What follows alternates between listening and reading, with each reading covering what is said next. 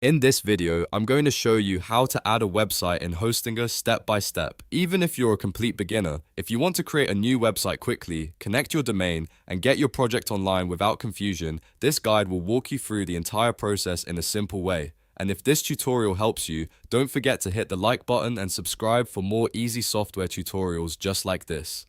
Alright, let's jump right in. First, log into your Hostinger account. Once you're inside the dashboard, look for the website section in the main menu. This is where Hostinger keeps everything related to your existing sites and new projects. Go ahead and click on websites to open that area.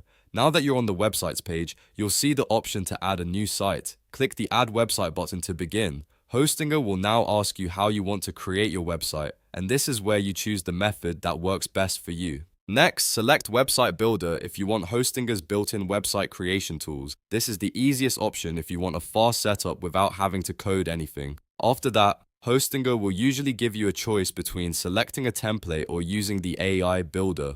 If you want full control over the design, you can browse templates and pick one that matches your brand, business, or personal project. If you want to save time, the AI Builder can help generate a starting point for your website automatically. Once you've chosen your builder or template, the next important step is connecting your domain. If you already own a domain name, you can connect it here so your website uses your custom web address. If you don't have a domain yet, Hostinger may also guide you through using a temporary domain or registering a new one.